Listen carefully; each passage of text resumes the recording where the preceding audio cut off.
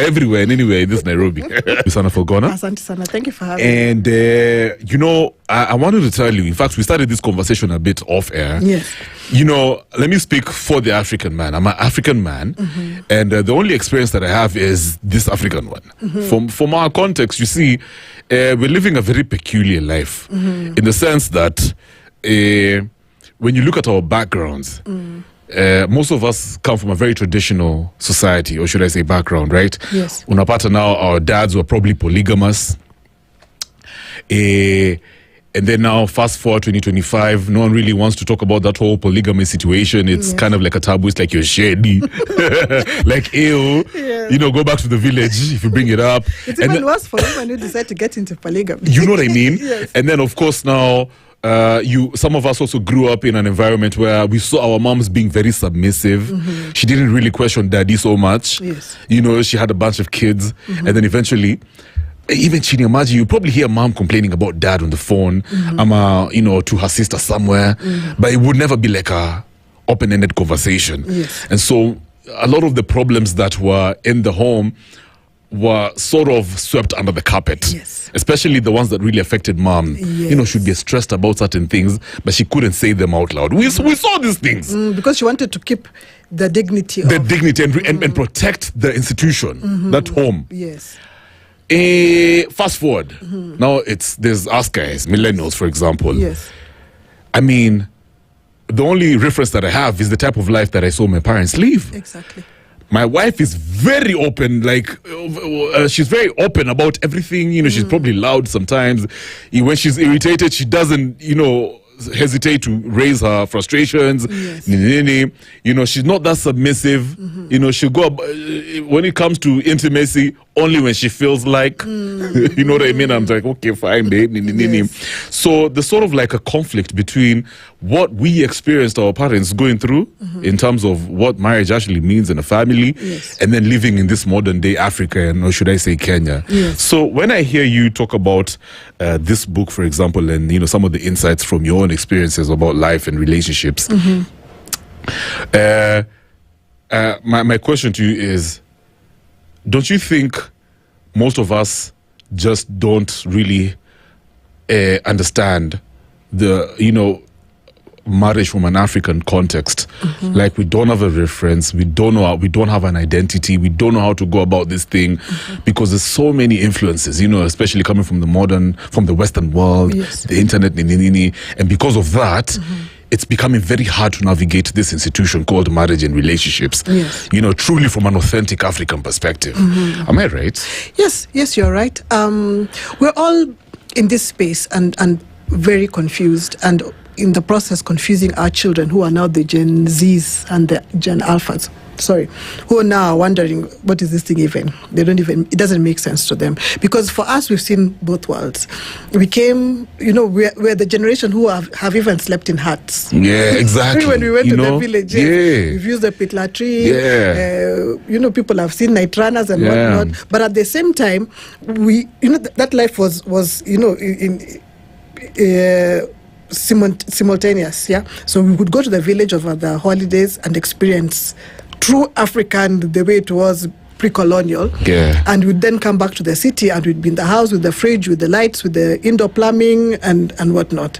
So we've experienced both. So we're a bit confused. We don't understand exactly what's happening. Our parents were probably the first people to come to Nairobi, maybe to go to school. Correct. And whatnot. So their lives were a bit easier. They got jobs. It was a bit easy for them. So even when they had problems, like even when mom had problems, it wasn't really financial. Okay, there's some people who had the financial problem, but largely it wasn't financial. It wasn't mostly financial. Yes. Yeah, it was more, maybe they're dealing with domestic violence, emotional violence, financial abuse. So it was because the man had money. Yes, you'd buy food, you have a place to stay, but she didn't really have much say on what was being done with the money. So then now enter us, and for us, then again it's funny. So our brothers, yes, we grew up in the same environment. We all went to school, both girls and boys, at least from the urban areas, went to school, and then when the boys were outside playing football, the girls were here reading Mills and Boon, Sidney Sheldon, Daniel Steele, and we were now starting to absorb all this Western marketing called romance and fairy tales. So everything ended in happily ever after. Yeah. So even in this book, the first chapter is forget everything you know about romance. It does not apply here. All this was just a nice marketing gimmick. People are trying to sell books, they're trying to sell music, they're trying to sell movies. And so they built this thing up.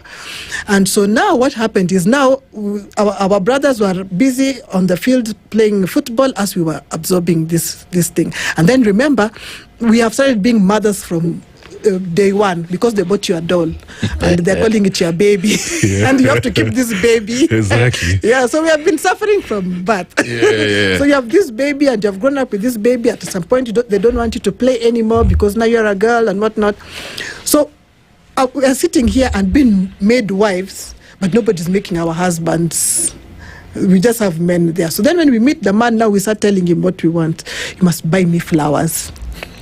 You must take me to dinner. That is when I know you love me. And they're confused because they're just like, what? I didn't see it at home. I didn't see my mom going for dinner. Yes. Yeah. Very few men were reading the books we were reading. It's Very true. few boys were reading. You people were outside there, us guys were busy reading. So you don't have this script, but us guys have a script. Yes. And we're hoping that you're following this script. But we're not also understanding that life is also changing for us. Yeah. So things like diet, when you start saying now that women don't want to have sex, and you might be thinking she doesn't like you or whatever, but the body is not feeling anything because we have been eating processed foods. So that things are not doing what they're supposed to be doing. Yeah, you can't blame her, man. Yes. So, and I'm not saying that's always the point, but there are some things that we really need to start going back and looking at. I agree. So this man also has issues and he doesn't know how to address these issues. Who has taught him how to address these issues? Most of us, and the way I find it interesting that very many men these days like to shame women for being single mothers. But your mother was a single mother despite the fact that she was married to your father. How many people actually saw their parents stay together? Very few. Very few, Yes. So most people were brought up by their mothers. So they don't even have that male influence. So everybody's just trying to figure themselves out. Then we come in together and everybody's telling us something. People are saying men are bad, they're our enemies. And another one is saying women don't submit these days, they are drinking like their fathers. Another one is saying women are gold diggers, they only want men who have money.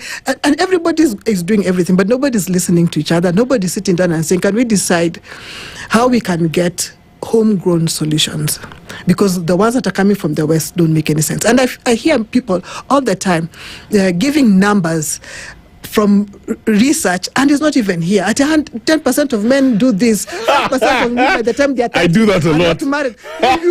Did you count here? Did you count us here? It's the internet research because everyone is on the internet. Nobody sampled us. It's true. Our realities are so different. Yeah. And the African reality is such that we need each other. There's no way you can empower one without the other. We must all go together and figure out what these things are. There are certain practices that we had before.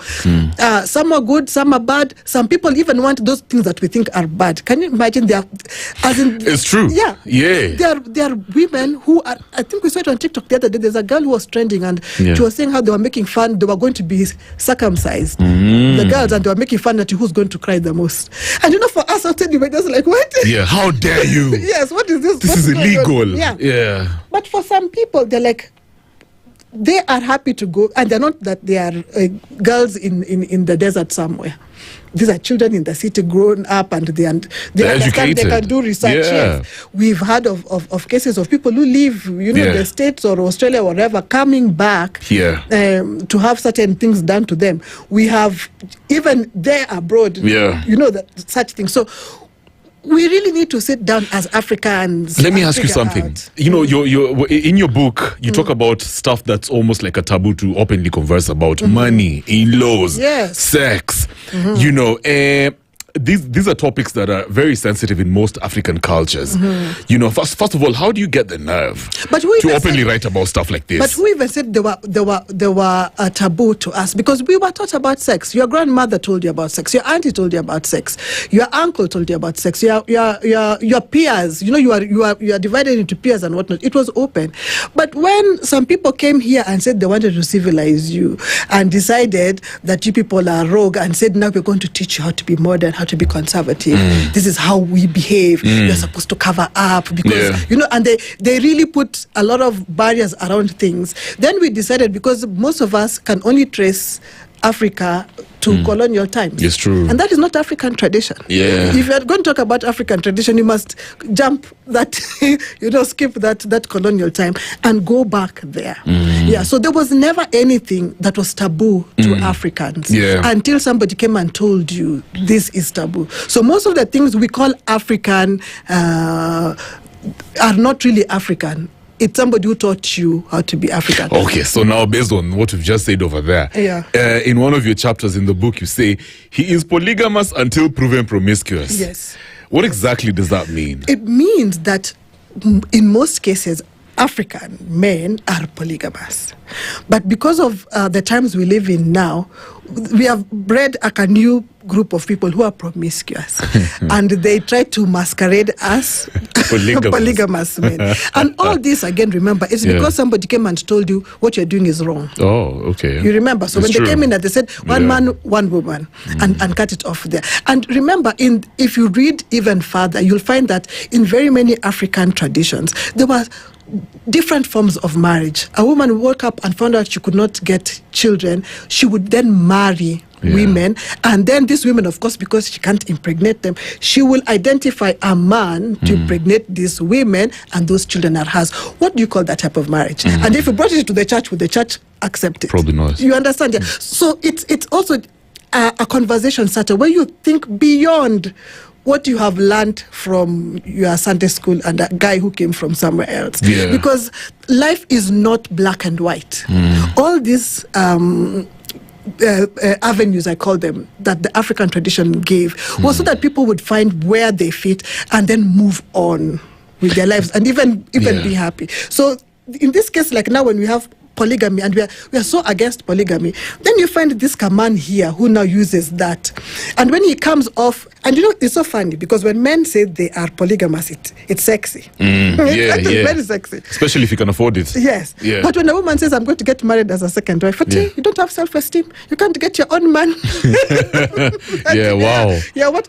And then, you know, and the other day, one of our political leaders stood up. Right, I saw. Yes. Introducing his wives. And now people were laughing at us and saying, now you see even the women who are educated, one is a pediatrician and one is an accountant, are getting married getting married to one man. You who doesn't have even a computer package certificate from on top of a building, you're busy shouting, I can't share, man. I can't share. Yeah, but even beyond that, those are decisions people make, adults make. If 3 adults sit down and say they want to be in a union, or if a man says, I'm polygamous, I want to marry more than one wife, and you are being told this as a woman before he gets married, and then you decide that you're going to change him, who is the problem? It's impossible, isn't it? Yes.